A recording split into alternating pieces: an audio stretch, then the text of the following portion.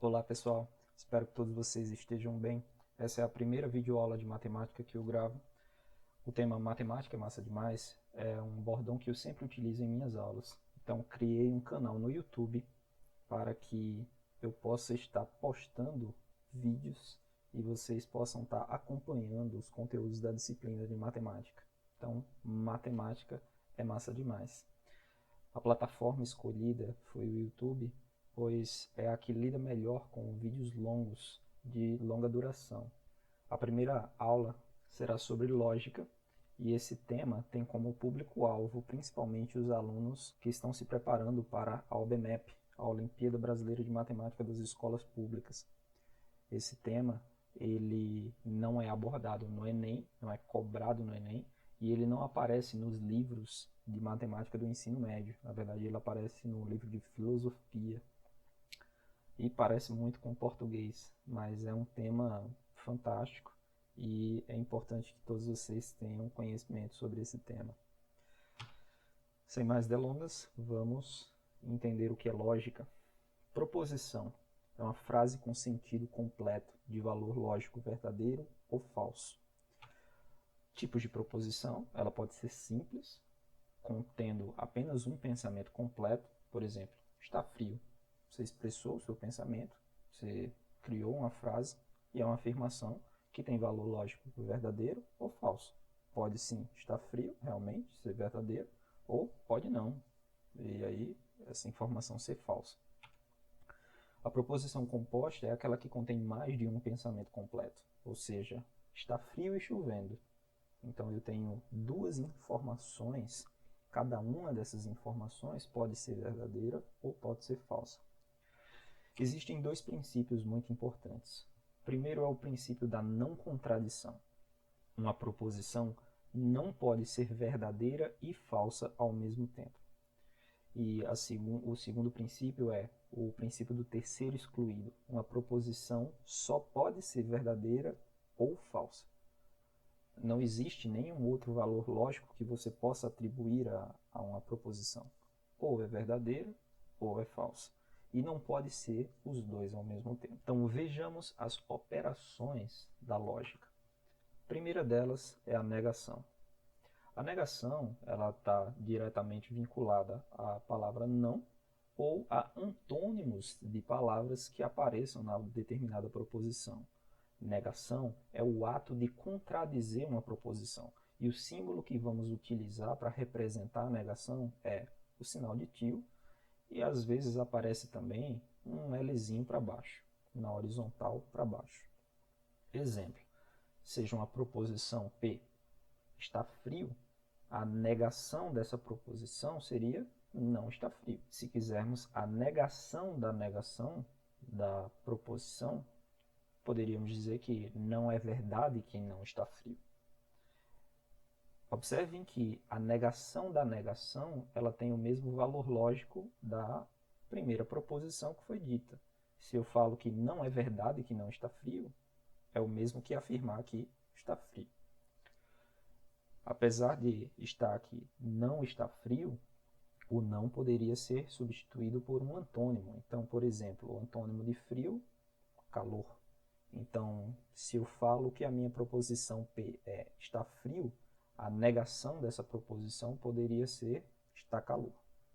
A tabela verdade da negação é a mais simples. Então, se o valor da minha proposição é verdadeiro, quer dizer que a negação dela vai ter valor lógico falso. E se a minha proposição tem valor falso, a negação dela terá valor verdadeiro. A segunda operação que vamos estudar é a conjunção e está diretamente relacionado a esse é. É o ato de criar uma proposição composta que remete à intersecção. E o símbolo que a gente vai usar para representar esse E é um símbolo, um Vzinho de cabeça para baixo ou um circunflexo. Exemplo.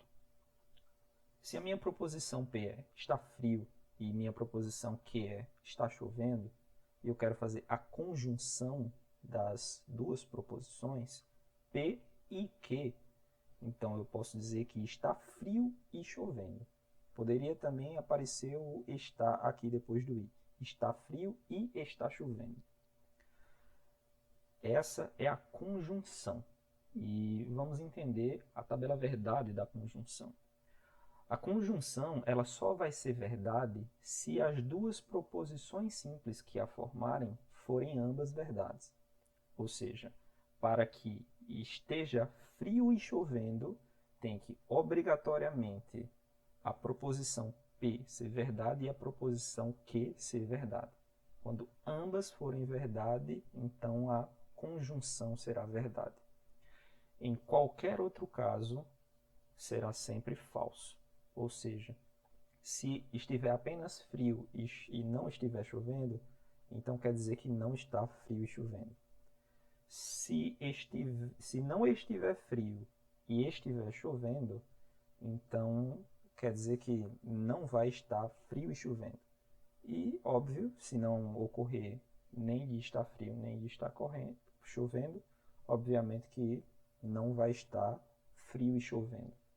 Então, a conjunção ela vai ter valor lógico verdadeiro apenas quando as suas proposições simples forem também verdade. A próxima operação lógica é a disjunção, que está ligada ao ou. É o ato de criar uma proposição composta que remete à união. Vai ser representado por um Vzinho. Exemplo: P está frio, Q está chovendo. A união de P e Q, ou seja, a disjunção de P e Q, seria está frio ou chovendo. Essa disjunção ela não é exclusiva, ela não é excludente. Isso quer dizer que pode estar frio, pode estar chovendo, ou pode estar frio e chovendo para pertencer à nossa disjunção. A tabela verdade da disjunção seria falso apenas quando ambos os casos forem falsos. Por exemplo, se não está frio e não está chovendo, então não está frio ou chovendo. Mas, se ambas forem verdade, ou se pelo menos uma delas for verdade, significa dizer que a disjunção será também verdade. Então, por exemplo, se eu digo que está frio e não está chovendo, então está frio ou chovendo. É um dos dois ou os dois simultaneamente. Agora, se a gente estiver falando em disjunção exclusiva, aí sim, é o ou um ou o outro. É o ato de criar uma composição composta que remete à separação. Está frio, está calor. A disjunção exclusiva dessas duas proposições simples seria ou está frio ou está calor, mas não os dois ao mesmo tempo. Então percebam que existe uma pequena diferença entre a disjunção exclusiva e a disjunção. Na disjunção só é falso quando ambas as proposições forem falsas. Na disjunção exclusiva só vai ser verdade quando as proposições simples tiverem valores lógicos opostos, ou um verdadeiro e falso, ou um falso e verdadeiro. A próxima é a condicional. Se alguma coisa, então outra coisa. É o ato de criar uma proposição que remete à condição. Proposição P, está nevando.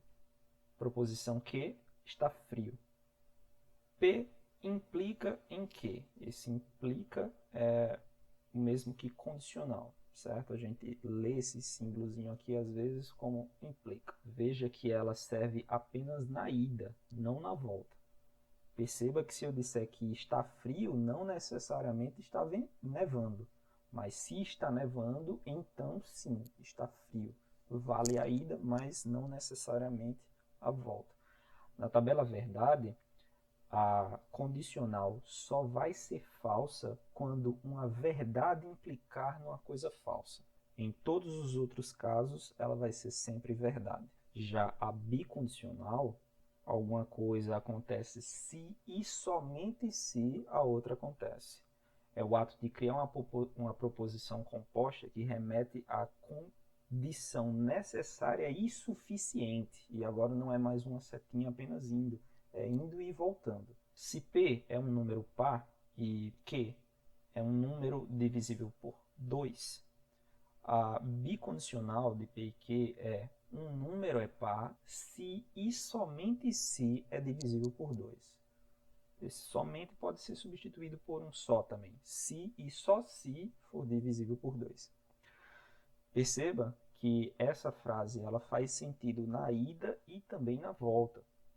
Na ida, se um número é par, sim, obrigatoriamente ele é divisível por 2. E na volta, se um número é divisível por 2, sim, obrigatoriamente ele é par.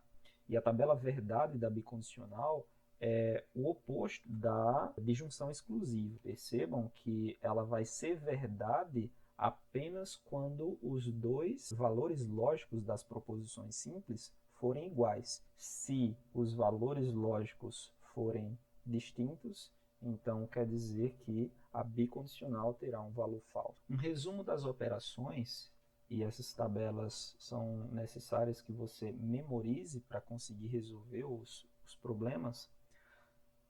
Negação, simplesmente o contrário do valor lógico inicial. Conjunção só é verdade quando ambas são verdades. Disjunção só é falso quando ambas são falsos. Dos outros casos são sempre verdade.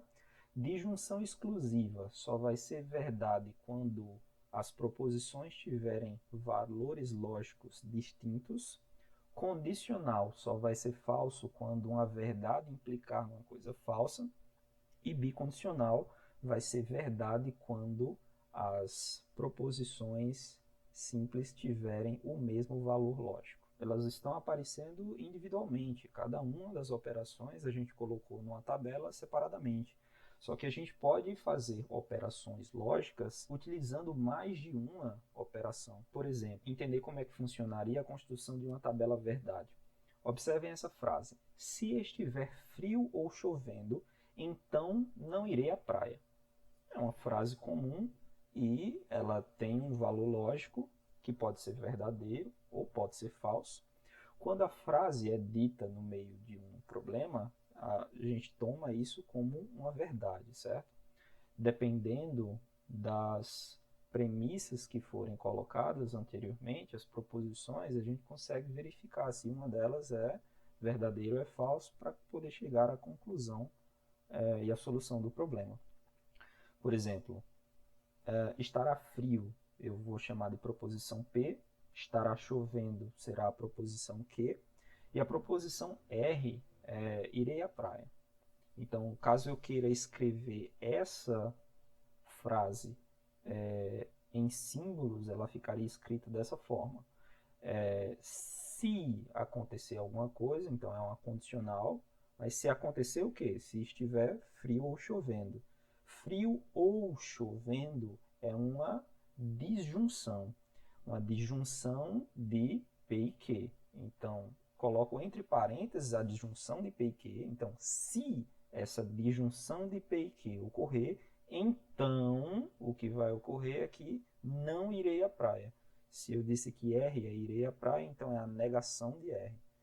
Então veja que aquela frase que a gente escreveu, ela está escrita aqui embaixo, representada pelos símbolos. E esses símbolos nos permitem criar uma tabela verdade. E aí essa tabela verdade inclui todas as possibilidades. Percebam que existem 3 proposições. A proposição P, a proposição Q e a proposição R. Então coloquei aqui P, Q e R. Essas 3 proposições elas vão gerar uma tabela com 8 linhas. Então percebam que essas 8 linhas vêm do fato de tanto P quanto Q quanto R terem 2 possibilidades de valor lógico. Ou é verdade ou é falso. Se a gente quiser de maneira fácil descobrir quantas são, seria 2 vezes 2 vezes 2, daria total de 2 elevado ao cubo, ou seja, 8 possibilidades diferentes quando temos 3 proposições. Se forem 4 proposições, P, Q, R e S, por exemplo, a gente teria 2 elevado à quarta, que daria 16 linhas. Então a tabela ficaria ainda maior. Para preencher essa tabela aqui, a gente sempre começa com a primeira proposição metade é verdade, metade é falso. Nesse caso, foram 4 verdades, 4 falsos. Depois, eu pego metade dessa quantidade inicial aqui de verdade e altero com o quê? Então, verdade, verdade, falso, falso, verdade, verdade, falso, falso. E a última, eu vou fazer a alternância, começando com verdade, falso, verdade, falso, verdade, falso, verdade, falso. E aí eu completei aqui todas as 8 possibilidades para as 3 proposições iniciais. Mas aí vem o que está aqui dentro do parênteses, que seria a disjunção de P e Q. Na disjunção, eu vou ter valor falso apenas quando ambas forem falsos. Vocês observam que no caso das duas últimas linhas eu tenho falso, falso, falso, falso. Lembrando que eu estou observando apenas P e Q. Então estou olhando apenas para as duas primeiras colunas. Por enquanto não estou mexendo aqui com R. Olhando para as duas primeiras colunas, o valor lógico da disjunção de P e Q vai ser falso apenas quando ambas forem falsos. Em todos os outros casos ela será verdadeira. Eu quero agora a negação do R. A negação do R seria simplesmente o oposto do que aparece aqui nessa coluna. Então, quando é verdade vira falso, quando é falso vira verdade. Verdade vira falso, falso vira verdade e assim sucessivamente. Então, eu agora tenho essa proposição que está no parênteses, a disjunção de P e Q, e eu tenho a minha proposição R aqui nessa tabela. Eu vou fazer a condicional, então. Se acontecer a disjunção, então vai acontecer a negação de R. Então, na condicional, eu preciso lembrar que só vai ser falso quando uma verdade implicar numa coisa falsa. Então, por exemplo, a verdade está implicando numa coisa falsa. Isso é falso na condicional. Verdade está implicando numa coisa falsa, então é falso. Verdade está implicando numa coisa falsa, então é falso. Nos outros casos, será sempre verdade. Podemos verificar, depois de completa todas as possibilidades da nossa tabela, as possibilidades em que essa afirmação será verdade. Então, se estivermos resolvendo um problema e essa informação for dada como verdade, a gente já consegue, através dessa tabela, excluir algumas possibilidades para poder chegar à conclusão se uma das proposições é verdadeira ou falsa. E é claro que não necessariamente um problema vai aparecer apenas uma informação dessa, podem aparecer várias. Vejamos então o primeiro problema. Carmen, Jerusa e Maribel são suspeitas de um crime. Sabe-se que o crime foi cometido por uma ou mais de uma delas, já que podem ter agido individualmente ou não. Sabe-se que se Carmen é inocente, então Jerusa é culpada. Sabe-se também que ou Maribel é culpada ou Jerusa é culpada, mas não as duas. Maribel não é inocente. Logo, Jerusa e Maribel são culpadas, Carmen e Maribel são culpadas, somente Carmen é inocente, somente Jerusa é culpada ou somente Maribel é culpada. Um problema como esse é muito difícil de ser resolvido sem o conhecimento da lógica. Se você tentar entender cada uma das frases e tentar organizar os pensamentos, é possível que você consiga resolver, mas se torna muito mais fácil com o conhecimento do conteúdo. Então, vamos pegar 3 proposições. Vamos dizer aqui, ó, as proposições são Carmen é inocente, Jerusa é culpada e Maribel é culpada. Então, Carmen é inocente, Jerusa é culpada, Maribel é culpada. Eu poderia ter considerado todas as 3 inocentes ou considerado todas as 3 culpadas. No final, eu também conseguiria encontrar o mesmo resultado. A escolha inicial das proposições não vai interferir no resultado das operações. Então, conhecendo essas 3 proposições, vejam as 3 afirmações que foram feitas durante o texto. Se Carmen é inocente, então Jerusa é culpada. A gente pode escrever isso na simbologia agora que a gente está usando, P, Q e R. Se Carmen é inocente, ou seja, P, então Jerusa é culpada, ou seja, Q, então P implica em Q. ou Maribel é culpada ou Jerusa é culpada, mas não as duas. Isso é uma disjunção exclusiva e é o ou, caracterizado pelo ou. Então, Maribel é culpada, R, disjunção exclusiva com Jerusa é culpada, ou seja, que, R, disjunção exclusiva que, e Maribel não é inocente, ou seja, ela é culpada. Então, Maribel é culpada significa dizer que essa afirmação aqui, R, Maribel é culpada, é verdadeira. Aqui a gente precisa tomar cuidado para não confundir, né? Dizer que Maribel não é inocente, ver esse não e achar que é a negação de R. Não é a negação de R, porque R não é Maribel é inocente. R, Maribel é culpada. Então tem que tomar cuidado com aquele antônimo que a gente falou na operação de negação. Observe então que já sabemos que R é verdade. Então, se R é verdade, veja bem, vou olhar para a tabela da disjunção exclusiva, que vai aparecer aqui de R com Q, e sabendo que R é verdadeira, para que a disjunção exclusiva também seja verdade, sabendo que R é verdade, para que a disjunção exclusiva também seja verdade, então é necessário que a afirmação que seja falsa. Ou seja, Jerusa não é culpada, Jerusa é inocente.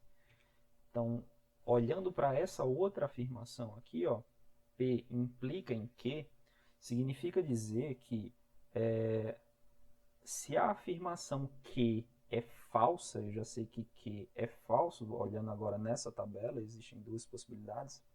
Para que essa afirmação toda aqui, ó, essa condicional, seja verdadeira, eu vou ter que a proposição P também tem que ser falsa. Ou seja, Carmen é inocente é uma proposição falsa. Então, Carmen é culpada. Ou seja, pessoal, se considerarmos as três informações do texto como sendo verdade, a gente já sabe que R é verdade e as outras duas informações, tanto a condicional quanto a disjunção exclusiva, são verdade, a gente consegue chegar à informação que P e Q são falsos. Ou seja, eu sei que P é falso, então Carmen é inocente é uma proposição falsa, quer dizer que Carmen é culpada.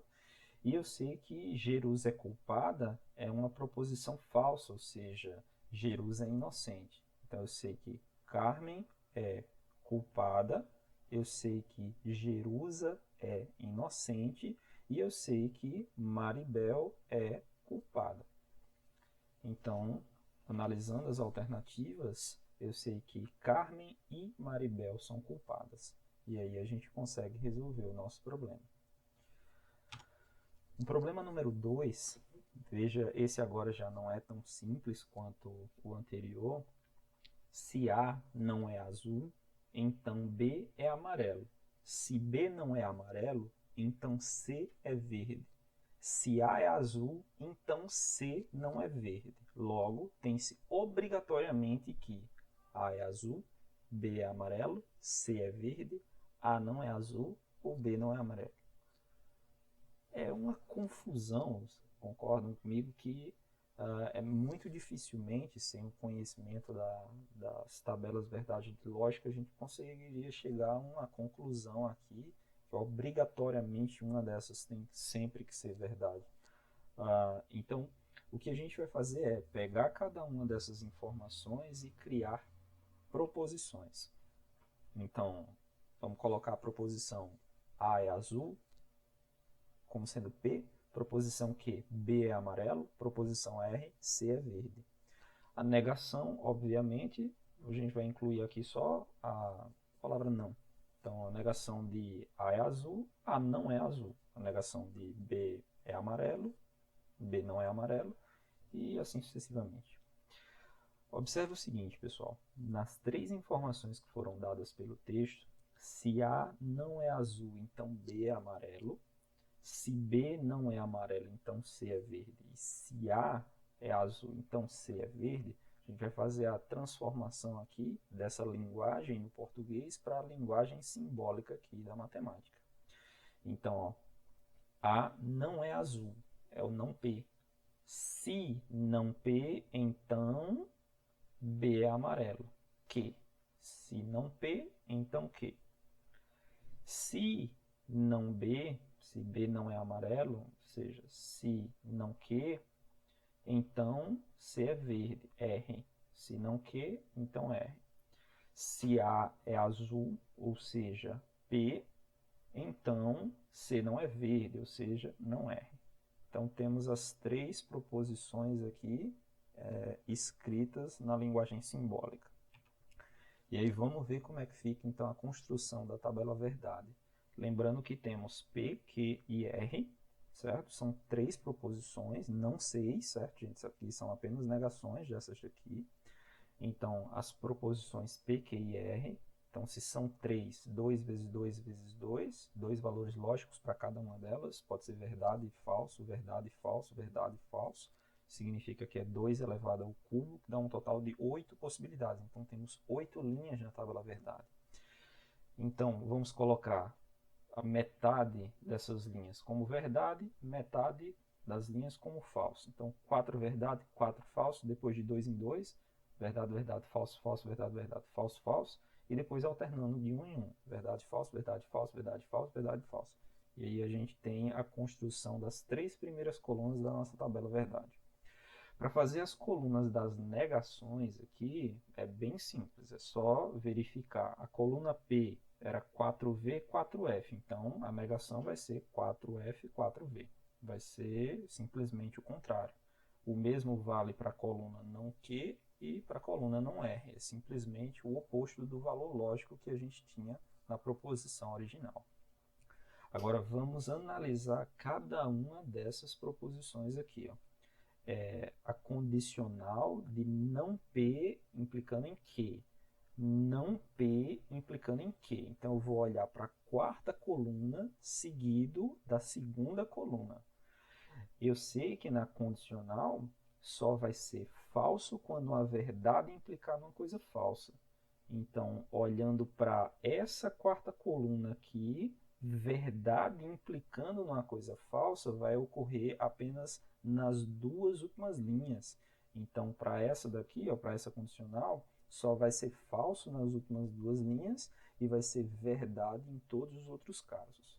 Mais uma vez, uma condicional que só é falso quando a verdade implica numa coisa falsa. Olhando agora para a coluna não que é a quinta coluna, e em seguida olhando para a terceira coluna, que é a coluna R. Então, verdade implicando numa coisa falsa vai ter aqui na quarta linha, verdade implicando numa coisa falsa, e vai ter também aqui na última linha, verdade implicando numa coisa falsa. Então, só vai ser falso na quarta e na última linha, e todas as outras serão verdade. Por fim, a última informação aqui que a gente tem, a última condicional, mais uma vez a gente tem na condicional só vai ser falso quando verdade implicar numa coisa falsa. Vamos olhar para a coluna P, que é a primeira, e para a coluna não R, que é a sexta coluna. Olhando então aqui, uma verdade implicando numa coisa falsa. Verdade implicando numa coisa falsa é falso. E aqui na terceira, verdade implicando numa coisa falsa também é falso. Os demais são todos verdade. Então, conhecendo toda a tabela aqui e sabendo que essas três são verdade, eu vou olhar para as linhas onde elas são verdades aqui, ó. Verdade, verdade, verdade, verdade, verdade, verdade, verdade, verdade, verdade. Nas outras linhas, pelo menos uma delas é falsa. Então, analisando essas três linhas em que as proposições dadas pelo texto são sempre verdade, eu vou observar aqui, ó, o que é que acontece com a proposição P? Verdade, falso e falso. O que é que acontece com a proposição Q nessas linhas? Verdade, verdade, verdade. Opa! E na proposição R, verdade, falso, verdade e falso. Então, a proposição Q foi a única que foi sempre verdade para as linhas em que as proposições compostas dadas pela questão foram todas verdade. Então, obrigatoriamente, tem-se que é verdade. Se Q é verdade obrigatoriamente, é porque B é amarelo. E aí a gente chega à conclusão e à resposta correta da nossa questão, do nosso problema 2. Vejam que esse problema já foi um pouco mais difícil e nem é dos mais difíceis, certo? Existem problemas muito complexos. Então, depois de ter conhecimento sobre esse tema, eu separei para vocês alguns exercícios. Eu dei uma olhada em todas as provas anteriores da OBMAP e criei uma lista de exercícios que eu vou deixar anexado para que vocês possam estar baixando, resolvendo esses exercícios e posteriormente a gente pode estar tirando essas dúvidas, certo? Então, espero que vocês tenham gostado da aula e um abraço a todos vocês e até mais. Até o próximo vídeo.